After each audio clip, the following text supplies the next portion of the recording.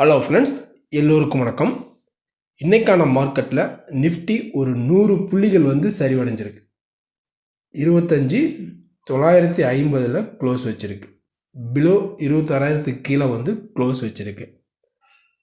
இதனுடைய கண்டினியூட்டி நாளைக்கு, அதாவது 2025 டிசம்பர் மந்த்து கடைசி எக்ஸ்பைரி. இந்த மந்த் எக்ஸ்பைரி 25,800 க்ளோஸ் ஆகுமா, இல்லை அபவுட் 26,000க்கு மேலே க்ளோஸ் ஆகுமா? நாளைக்கான மார்க்கெட்டில் இன்ட்ராடேவுக்கான பை அபவ் செல் பிலோ இதெல்லாம் பற்றி தான் நாம் இந்த வீடியோவில் பார்க்க போகிறோம். வீடியோவை ஸ்கிப் பண்ணாமல் கடைசி வரைக்கும் பாருங்கள். இப்போ நம்ம பார்த்துட்டு இருக்கிற சார்ட்டு நிஃப்டி ஸ்பாட்டினுடைய 15 மினிட் சார்ட். இது இப்போ மார்க்கெட் பார்த்திங்க அப்படின்னா 26,200 ரேஞ்ச், இந்த 240 ரேஞ்சில் இருந்து மார்க்கெட் ஒரு கண்டினியூட்டாக பார்த்திங்க அப்படின்னா கீழே தான் வந்துட்டுருக்கு. ஏன்னா நம்ம ஏற்கனவே சொல்லியிருந்தோம் வீடியோஸில், இந்த 25,700 26,200 இந்த மாதிரி ஒரு 500 பாயிண்ட்டுக்குள்ளே மார்க்கெட் ஒரு ரேஞ்ச் பவுண்டாக சுற்றிட்டு இருக்கு அப்படின்னு நம்ம சொல்லியிருந்தோம். அதே மாதிரி தான் திரும்ப இந்த லெவல் டச் ஆனவுடனே திரும்ப மார்க்கெட் இப்போ கீழே வந்துட்டுருக்கு.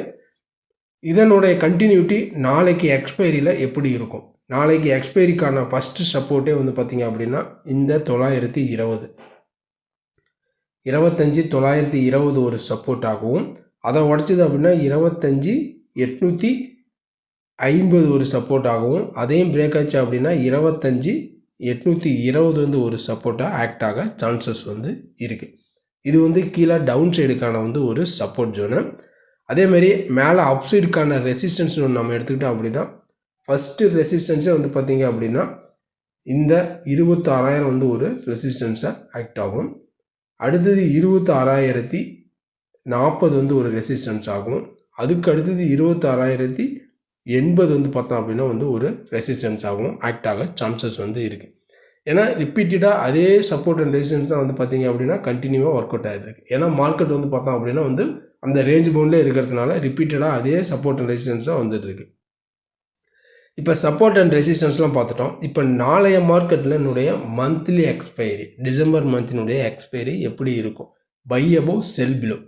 ஏன்னா இன்றைய மார்க்கெட் பொறுத்த வரைக்குமே இந்த 26,000க்கு கீழே விட்டோன்னா அது கீழே பார்த்திங்க அப்படின்னா 25,920 சப்போர்ட் எடுத்த மார்க்கெட் ஒரு 950 க்ளோஸ் வச்சுருக்கு.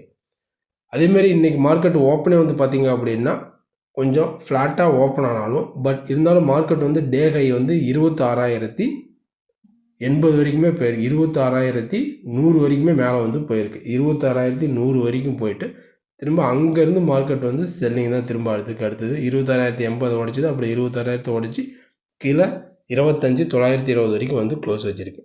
இப்போ நாளைய மார்க்கெட் பார்த்திங்க அப்படின்னா இந்த 25,920 இது ஒரு மேஜர் மெயின் பாயிண்ட்.